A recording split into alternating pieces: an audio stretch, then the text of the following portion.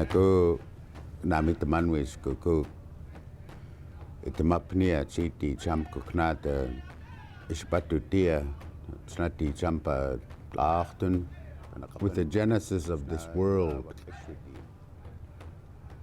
when the Creator formed this land, our mother,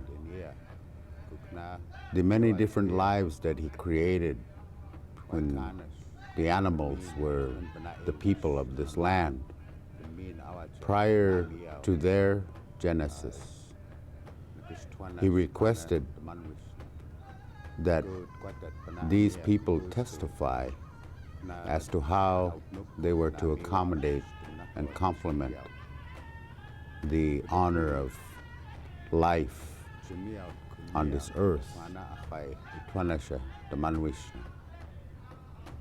Every life form on this earth testified as to their contribution. The salmon was one of those, as the lead in that particular species. As the years progressed, and when the coming of man, their other testimony that these same animals made was how they were going to contribute to the lives of man, not only to their body, heart, and mind, but as well to the resources of where their food, their medicines come from, the man's. And so that testimony from that day is still carried to this day, and we as humans on this earth hold that testimony in great reverence.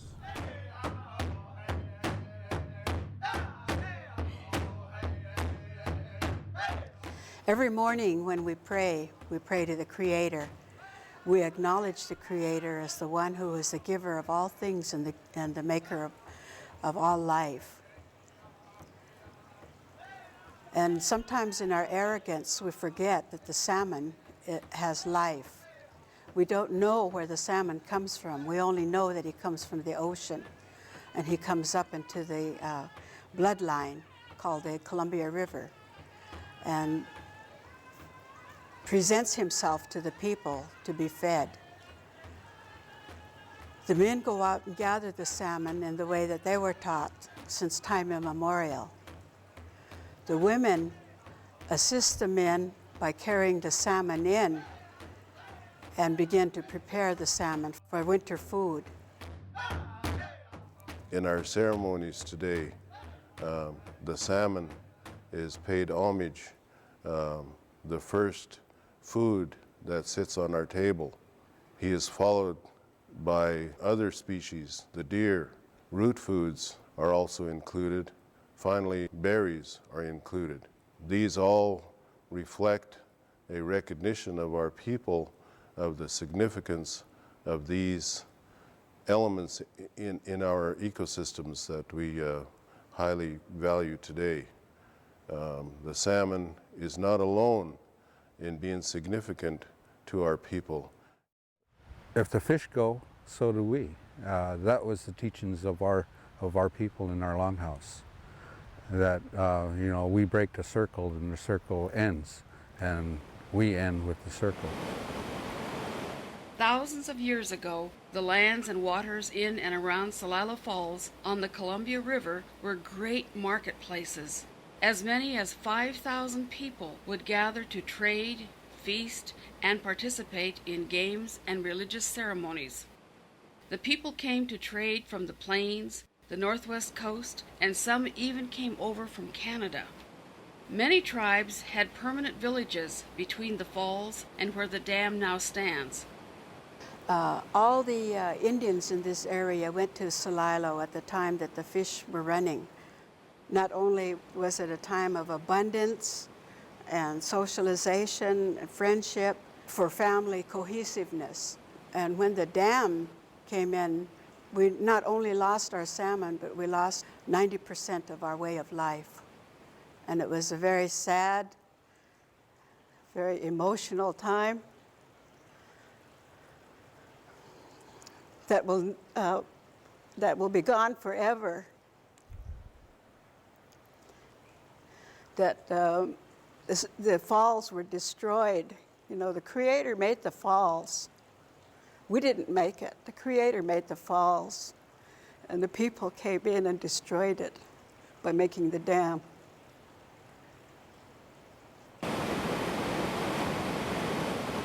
Before they flooded the falls, the Army Corps of Engineers blew up with dynamite big portions of the rocks. So it's not even the same, it never would be. I remember being down there. I always talk about it each time, even to my grandchildren when we pass by that location, let them know that what was done. So that was like cutting off our arms or taking out our heart when they did that, you know. So. And some of the people still live down there on the river. So, and that's what they said. I was born here. I'll stay here. The Creator told me to take care of the salmon, and so that's why you have Celilo Village. That's why you have the tribal fishermen that stay on the river, and that's what they say. I have to stay on the river. If I leave, I won't be tribal, and that's what they think. The fish is our way of life. I remember Celilo. I was born in Celilo, and I watched it go under. And I was only 7, almost 8 when it went under, and I didn't have no conception of it. You know, I consider Celilo, and this falls down here reminds me of it. You just sit there and listen. You can hear the same things that the main falls was telling us a long time ago.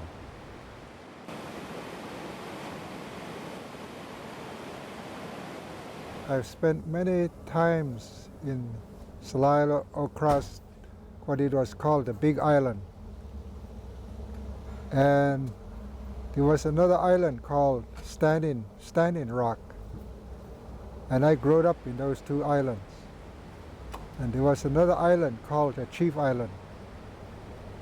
Those areas where I have heard my elders speak about, they never realized that Columbia River was going to slow down to this speed, where it was once a live, roaring, you could not even hear a friend sitting close to you. You'd have to holler or make sign language. That's the only way that friends would hear at that time when Celilo Falls was alive. Today it's buried by the dam that's laid across the river. In 1855, the tribes of the Columbia River Basin ceded lands to the United States government in return for education, health care, and the rights to fish in their aboriginal homelands. The Nez Perce tribe, the Confederated Tribes of the Umatilla Indian Reservation, the Confederated Tribes of the Warm Springs Reservation of Oregon, and the Confederated Tribes and Bands of the Yakama Nation are the only tribes in the Columbia Basin with treaty rights to fish for salmon. Through treaty rights, the United States guaranteed Indian tribes at the Dells and Celilo Falls the right to continue to fish there and all their usual fishing areas. Indian people were expected to move to the reservations set aside for them in the interior of the country. As might be expected, some of the Indian people from the river moved to the reservations, but many remained because their traditions and the salmon spirit was too strong to tear them away from their native life ways. Salmon, the deer, and the roots that my grandmother used to go up to the mountains to acquire. These subsistence items, to me, were a source of nutrition, and you relied on them because you, as a young person growing up, you realized that these items were natural, and you thought, in your opinion, they were healthy, they were good for you. It's not like going down here to McDonald's and buying a hamburger, and growing up on those. As a kid, I used to eat fish and deer meat, elk meat, the eels. The salmon to the people for the people is the first food of spring. And the salmon is so revered, it's so necessary to the well-being, mentally, physically, spiritually, culturally, that you can't say how important it is.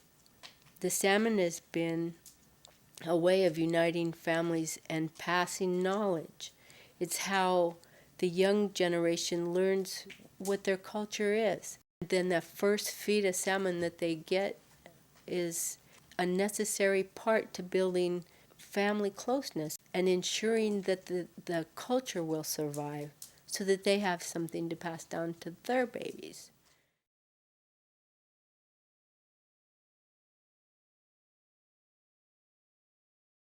In regards to the number of salmon that are coming back, not only spring salmon, but fall salmon, coho, that our Yakama Nation Fisheries Program is supplementing back into the system.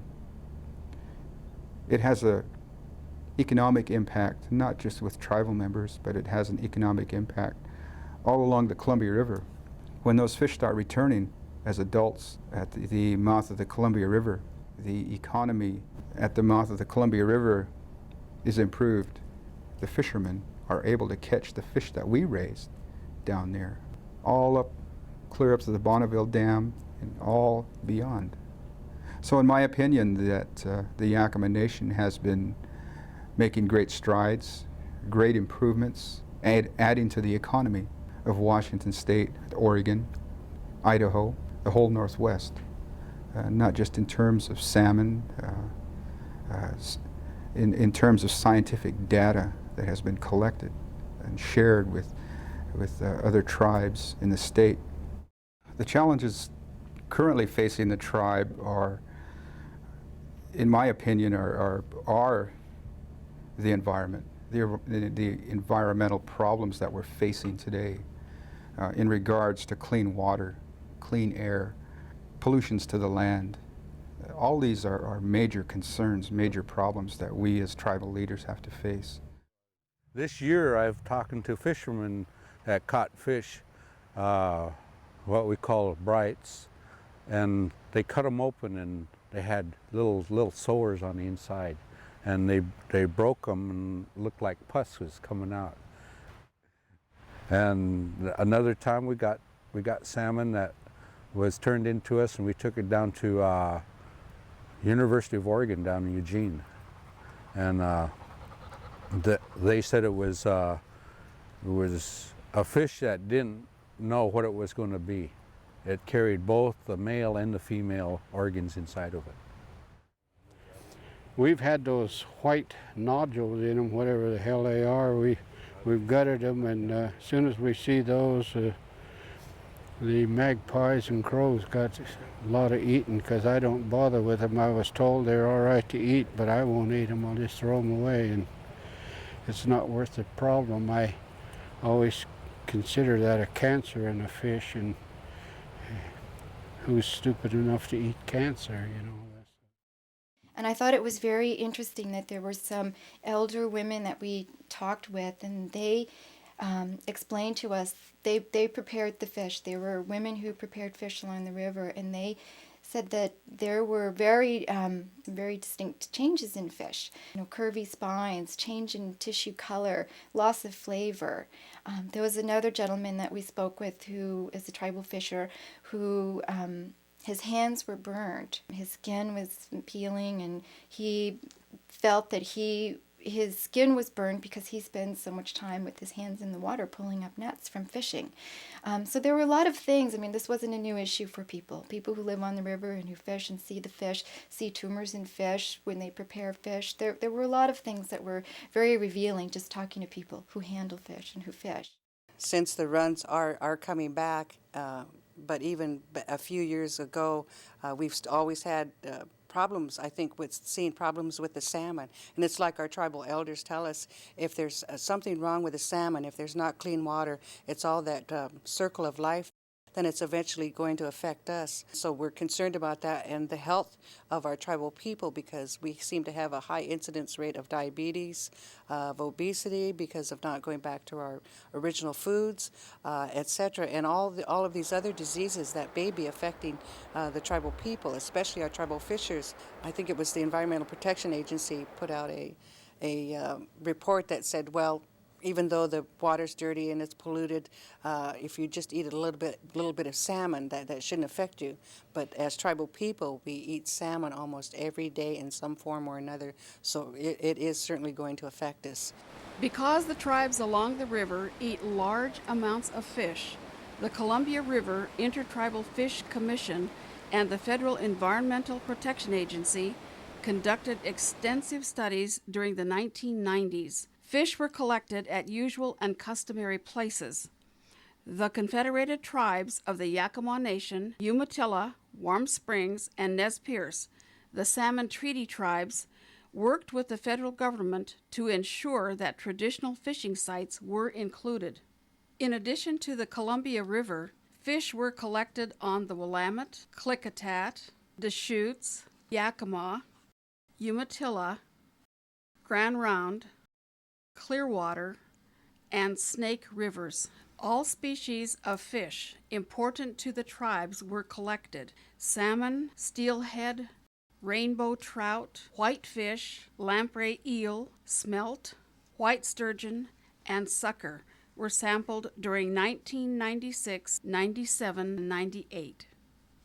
The study, when we worked with EPA, was initiated to look at the toxics in fish, and we were testing the fish for over 200 different toxics, including many that are we still find a lot in the Yakama Basin, and DDT being the predominant one. I guess the worst sample we had was a fish with 70 different toxics, types of compounds. The Columbia River system covers a very large part of the northwest United States and Canada. The Columbia River headwaters are in British Columbia, Canada. From Columbia Lake, the river flows northward before turning south into Washington. The Columbia drains over 259,000 square miles, the vast majority of which is in the U.S. This drainage basin includes portions of Idaho, Montana, Wyoming, Utah, Oregon, and Washington, as well as British Columbia. The river is over 1,200 miles in length and second only to the Mississippi in volume. The 4 Salmon Treaty Tribes are located in Idaho, Oregon, and Washington. Point sources of pollution from pulp and paper mills enter the river system here. Mining and smelters contribute heavy metals and other pollutants.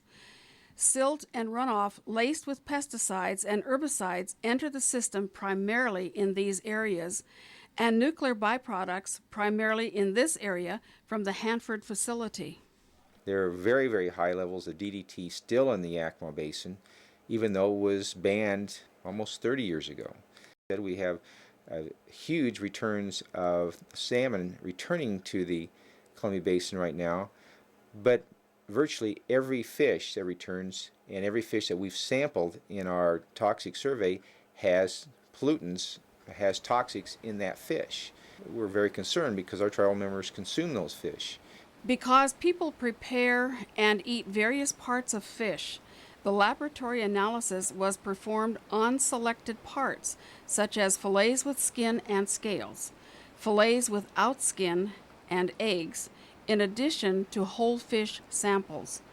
The analysis was done very carefully, and it took over 2 years to complete. In total, 92 different chemicals were found. The types of chemicals and amounts varied widely from sample to sample and by the type of fish. The highest amounts of pesticides were observed in fish that do not go to the ocean, such as sturgeon, sucker, walleye, and whitefish. Many of these pesticides are currently in use, and their discovery is not surprising. However, DDT, a chlorinated pesticide which was banned in the 1970s, persists in the river sediments and is taken up by fish, particularly those that live their entire life in the river and do not go to the ocean. PCBs, or polychlorinated biphenyls, are a class of chemicals that also do not degrade in the environment. PCBs were used in many industrial applications until the 1980s, when they were banned.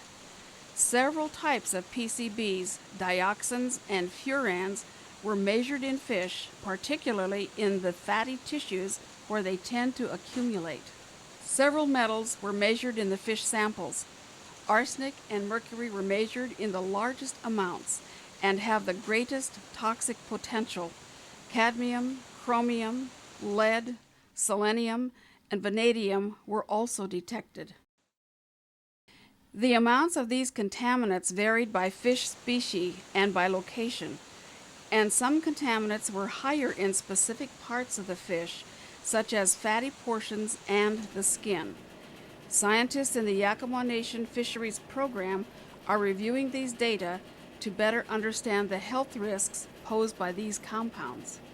In order to estimate the health risks associated with eating contaminated fish, scientists must know how much and what types of fish are eaten.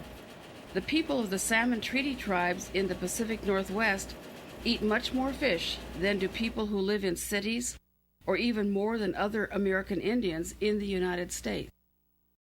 There was a study done many years ago, and the study was based on a false assumption that an Indian eats 6 ounces of salmon a week, and that was not true.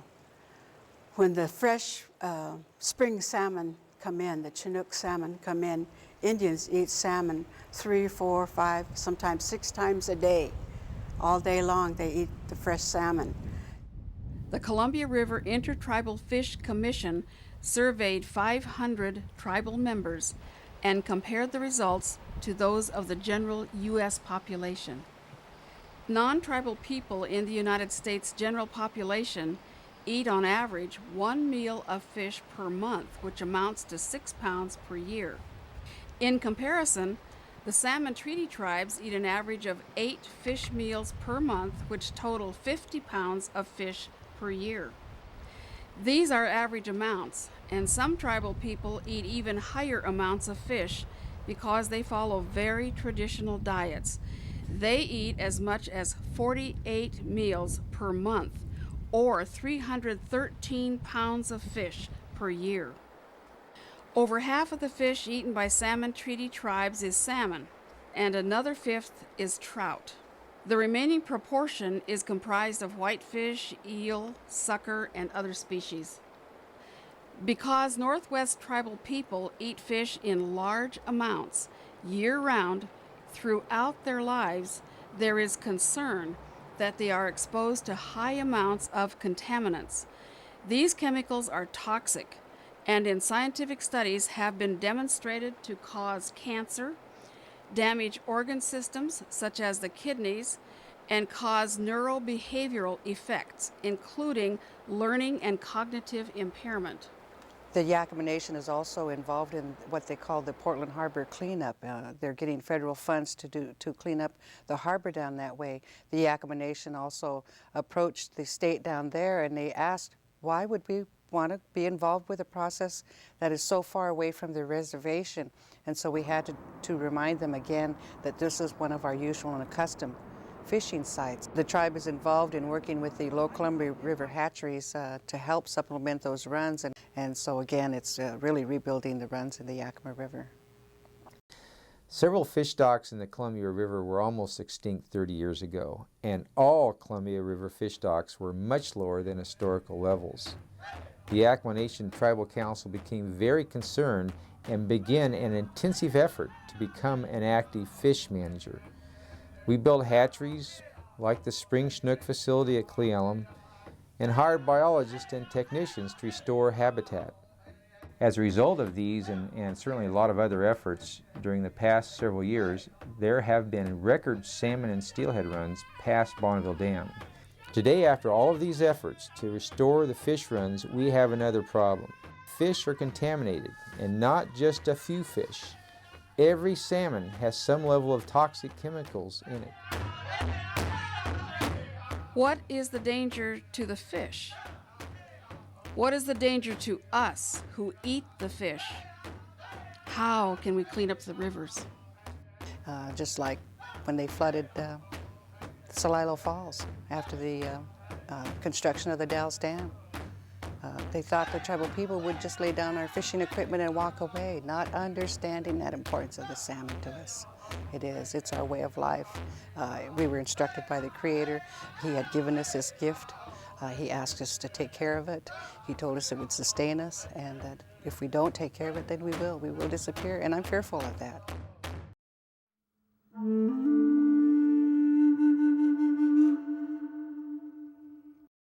I am Shagaglalal, she who watches.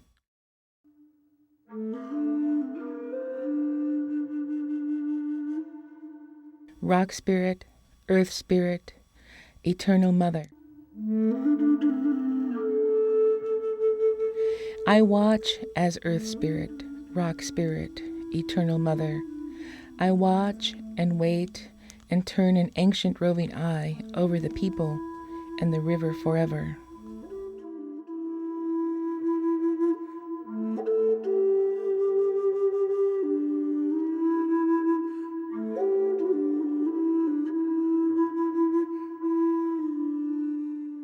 Nata pana ilwia la khana kapen bakishwit enia kukna yawatswia. Every life form on this earth testified as to their contribution. The salmon was one of those, as the lead in that particular species. As the years progressed, and when the coming of man, their other testimony that these same animals made was how they were going to contribute to the lives of man. Not only to their body, heart, and mind, but as well to the resources of where their food, their medicines come from, the man's. And so that testimony from that day is still carried to this day. We as humans on this earth hold that testimony in great reverence. We understand the purpose of that species.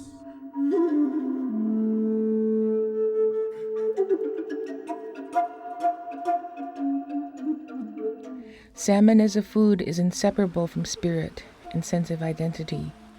Salmon represents purity, healthfulness, and strength. Salmon is a symbol of life and culture before contact with Europeans and restriction to reservations.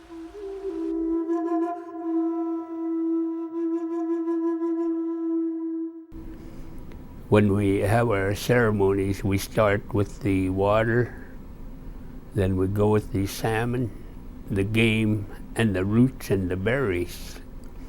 And this has been how it's been carried on for, I guess, time immemorial. And this was a direction that our treaty signers directed our forefathers to do, and for us to do, and for our children to do, is to protect these kind of rights. The salmon promised that they would return every year, and we would honor them, just like they're one of the key components that tell us that the earth has regenerated itself in the circle of life. This is the second of a two-part series focusing on the health of fish and the physical condition of the Columbia River. In part 1, Sacred Salmon, A Gift to Sustain Life, we heard the voices of Yakama tribal members who told their stories and voiced their concern for a vigorous Columbia River system and healthy fish. In this program, we hear the concerned voices of members of the Salmon Treaty Tribes who live and fish along the Columbia River and its tributaries. I don't think that A lot of the people understand why the Indians are so possessed with the idea of salmon and the idea of our cultural and our relationship to the water. This is our body. This is part of us. This is part of our blood. This river is part of us. It is a responsibility that is tied with your identity as a Yakama. The traditional beliefs is that the salmon cannot speak on its own behalf. So therefore, you as a tribal member who not only share the ecosystems, you also share a responsibility to help take care of the salmon. We will be looking at what our children and our grandchildren after us, many generations, will inherit. And it is our obligation to ensure that, just as our ancestors did, that we hand our children in future generations a treaty resource, as well as fulfill that obligation that we speak for the resources and speak for ensuring that the earth is taken care of. These 4 tribes, they're all one people. And we all come back right here.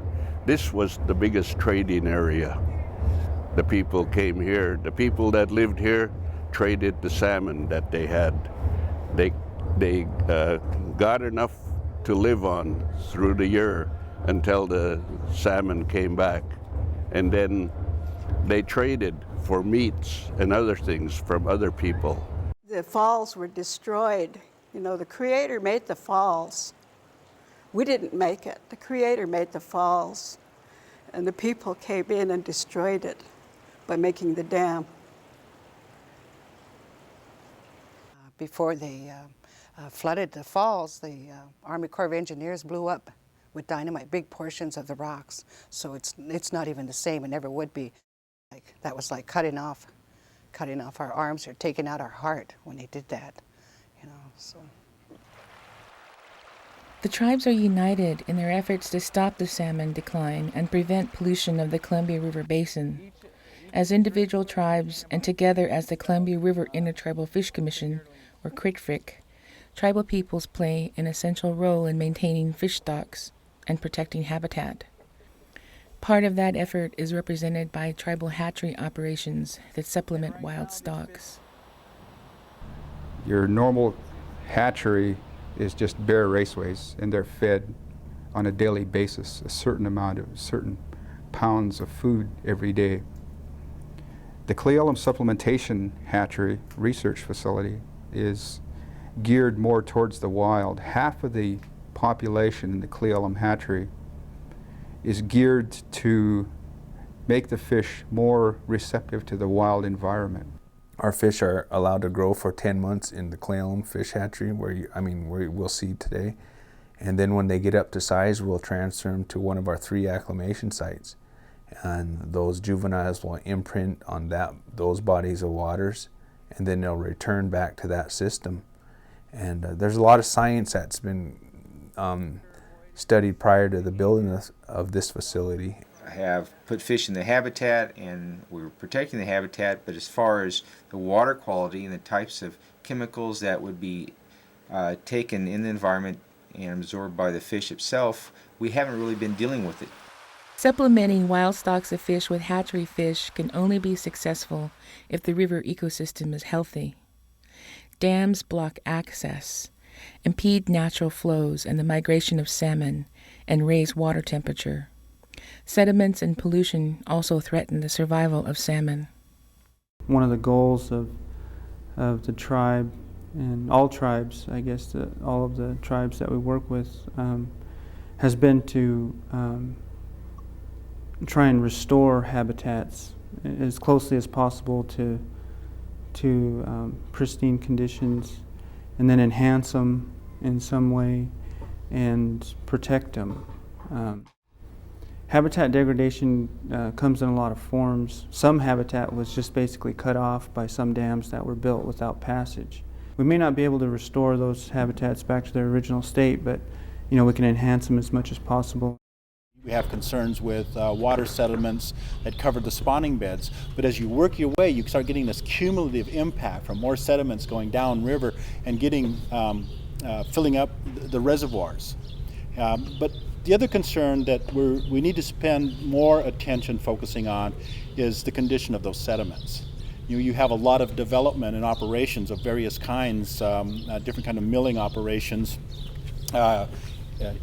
industrial operations that are putting contaminants in the water, and those contaminants settle within those sediments and they're harbored there, and then you start having an impact to the fisheries and the shellfish. So we need to pay closer attention to the diverse sediments that are now accumulating in our river systems and their ultimate impact upon fish and then those who consume the fish.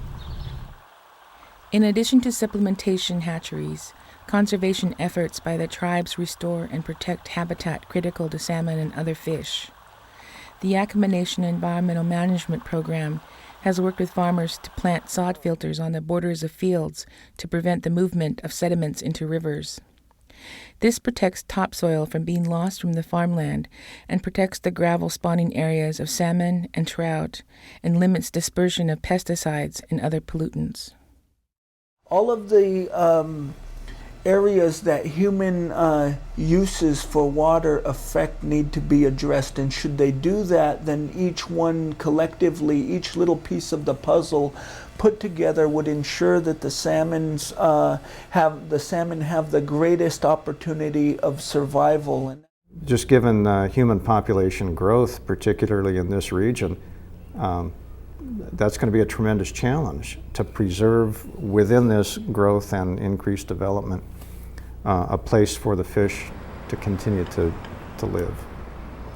And I frankly don't know how that's going to work out. I mean, I think that's in the balance right now.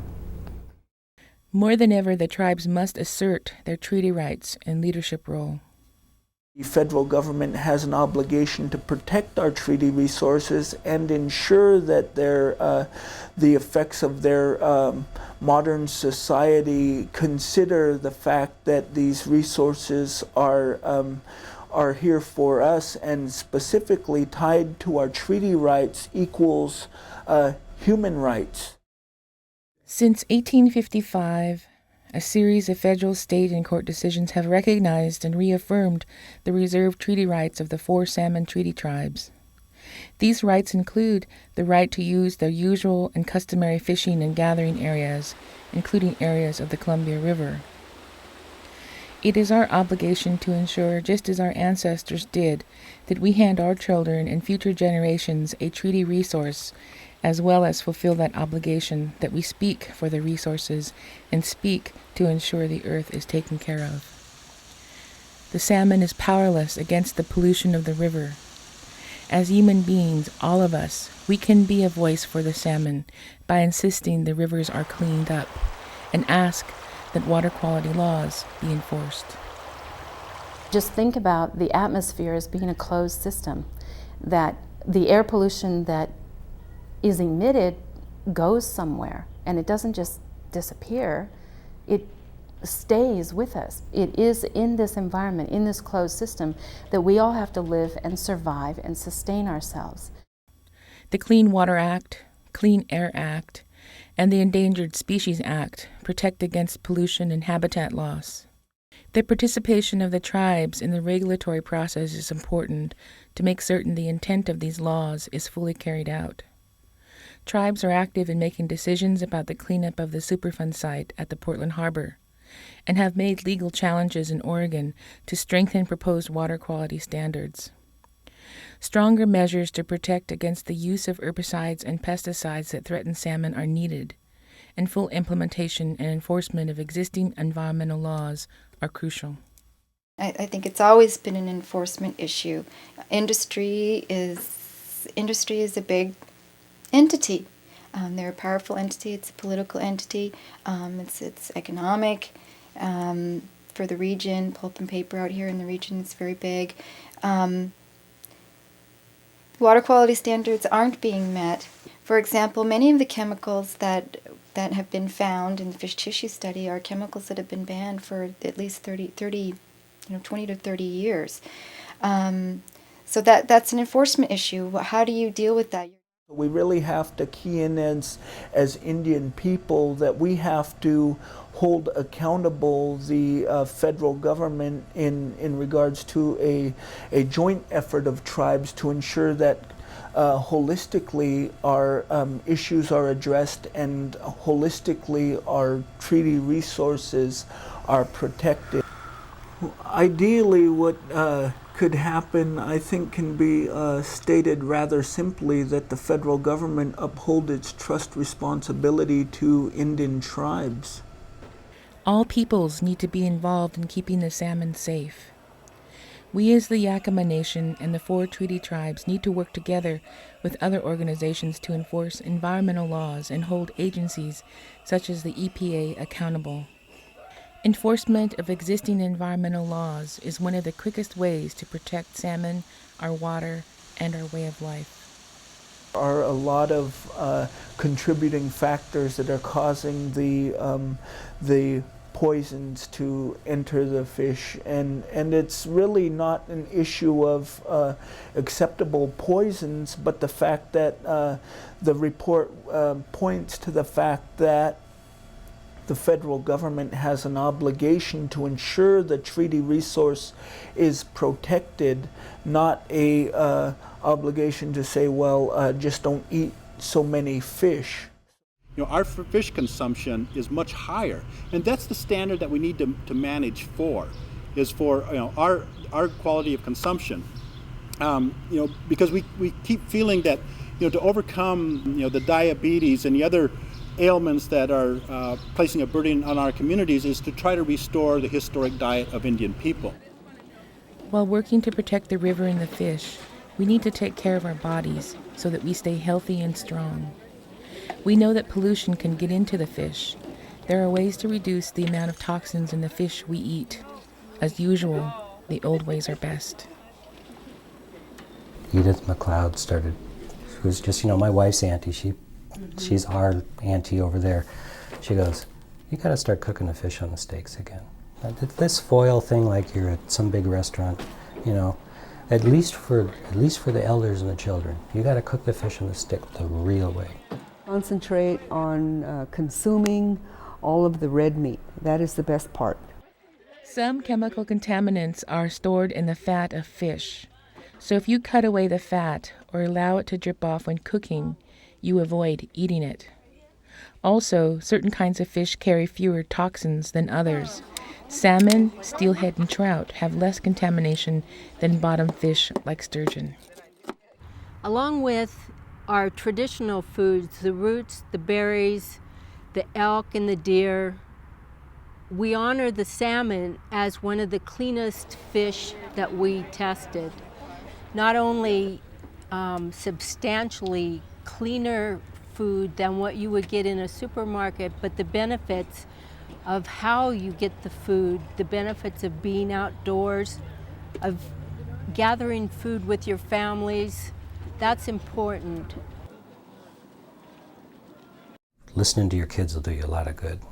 One of my partners took his, I think she's 6-year-old daughter up digging roots, first time ever, about a month ago. And they, he got all sweaty, but they got a bunch of roots, and they cooked them up and ate them. And he said, she said, we should do this every weekend in the spring when the weather's like this. And he's just kind of sinking in the chair going, gee, she's right. And, it's so easy on a Saturday to sit back and watch baseball or basketball instead of going out and getting the good food and being outside. Keeping our bodies active and strong will also help us fight the harmful effects of toxins. The old way of gathering our food gave us time with our families.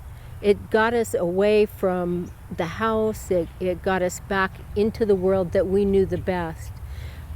Now, with diabetes and heart disease, with obesity and all the other problems that come from a diet that's bought in the store that you don't have to work to go get, we find ourselves becoming more sick than we've been in all history. The levels of toxins are low in the salmon. For most people, they don't present a high risk. Of all the fish that we use in our daily diet, salmon is absolutely the cleanest. And by cooking salmon in the old way where the fat drains off, you can substantially reduce the amount of certain chemicals that the fish has in it. As far as breastfeeding goes, I still think that breastfeeding is the best way to care for your babies, and I encourage you to do that. Whatever our people did, they were very, very resourceful. And I think that's a legacy that they left to us in regards to how we do our business or how we keep our bodies well or how we raise our children, is to look at what we have and take from the past. If you can instill in young kids particularly an appreciation for the natural world around them, I think that's something they carry with them for the rest of their lives. And in fact, I think there's a fair probability that the children wind up educating their parents on many of these issues. Keep in mind the damage and destruction we have done to this earth in the last 50 years. If we do to this earth what we have done in the last 50 years, we are all doomed anyway. And it's going to be up to young minds like yourselves to not only be determined to how to understand the science and technologies, but also your history, your culture, who you are. And if you relate this culture and understand it and mingle it in with your modern day scientists, you can be some of the best scientists in the world. I have to remain optimistic. Has it been a struggle? Yes. Is it going to be a struggle? It'll continue to be a struggle. But I look at history and just the tribes themselves. Nowhere has any community out west sacrificed so much in the face of development than tribal communities. Land was twisted from our grips and the bounties that nature provided us were stripped away. But in a turnabout today, no community out west has achieved more in the face of this past adversary to restore the natural environment than the tribes themselves. The tribes have developed the institutional capacity, the political leadership. Scientifically, we're capable managers. We have almost single-handedly, against this adversity from other governments and the negative impacts of the past, to begin to restore fish back to our ancestral homelands. Show me a community that who has been able to match what the tribes have done, coming from a place of our winter time, when the federal government forced us onto reservations and we were in economic ruin before we understood what financial wealth meant. And look at the turnabout in just a couple of generations that Indian people have made to become leaders in resource management. On July 23, 2005, a new Longhouse was dedicated at Celilo, the traditional river people's village on the Columbia near the site of Celilo Falls. It fulfilled a pledge by the Army Corps of Engineers in 1957 that the village would receive a new longhouse and housing at that site. Tribal people built their own longhouse in the 1970s because that promise was not honored.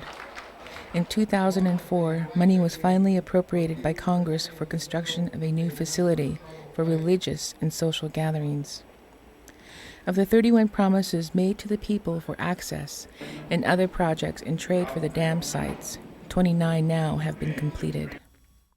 As our elders always reiterate over and over, is it begins with the water itself. As a lot of people witnessed today, was that the first thing that was set was the water. And then right after that, the fish came out. I thank the Corps of Engineers, and I thank them because it took them many years to fulfill the promise that they gave to the people when they took the falls away from us. I always pray and I always dance for the future. This new longhouse that's been built for us from the Corps of Engineers which, you know, is a good, strong thing, because to me it establishes, and the federal government has noted the responsibility that they have and neglected to us for all these years. Come here and let us explain it to you. Let us show you. Let us show you the fish in the water. Let us show you what we do, our connection, and how it heals our bodies, how it brings up our young people, and why it's important for us to teach our culture to the youth so they keep carrying on the tradition of life.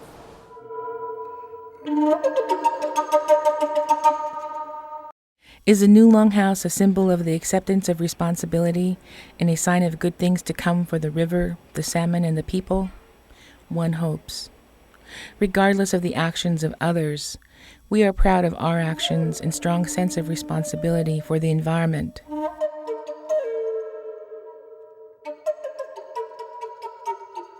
Like she who watches,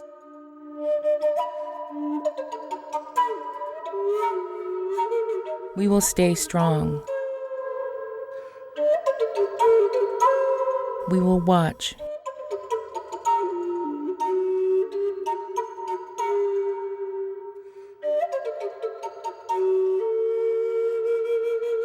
Rock spirit, earth spirit, eternal mother.